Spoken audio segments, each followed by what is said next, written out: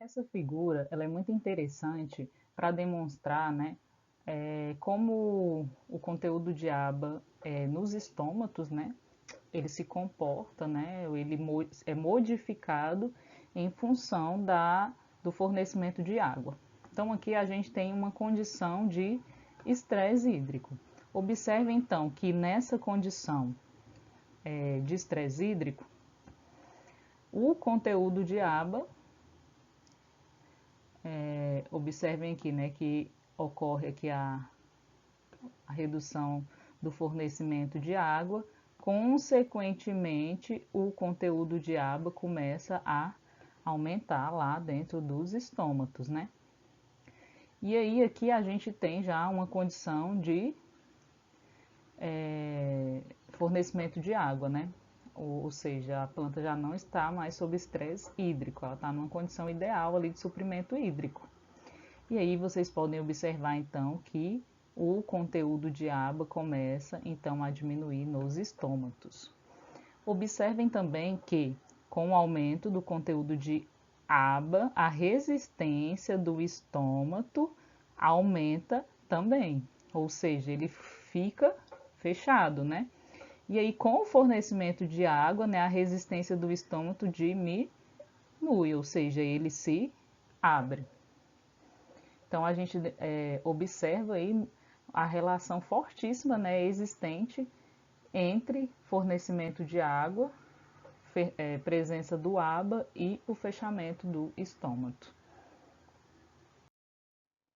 Bom, o ABA ele também tem influência sobre o crescimento da raiz e o crescimento da parte aérea, né? E os efeitos eles são diferentes sobre a raiz e sobre a parte aérea e dependem muito do status hídrico da planta, né? Então, quando a planta está sob estresse hídrico, os níveis de ABA são altos. E isso sinaliza para a planta, né, que ela precisa investir no crescimento radicular. Porque os níveis de ABA altos significam que a planta está sob estresse hídrico.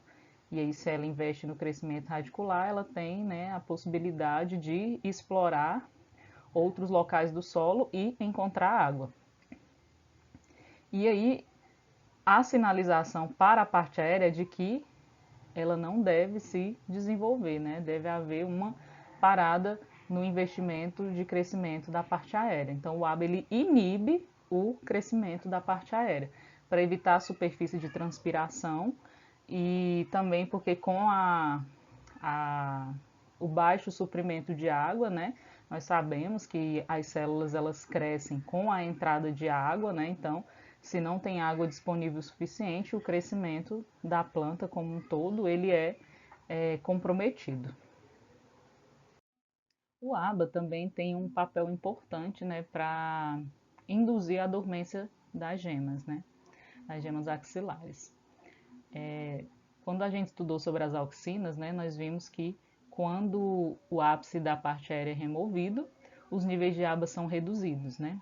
E são os altos níveis de ABAs que induzem a dormência das gemas. Então, com a redução desses níveis, né, as gemas elas vão crescer. E aí, vocês devem lembrar que o que mantém altos níveis de ABA são os altos níveis de AIA, ácido indol acético, que é uma auxina lá no ápice da parte aérea, né?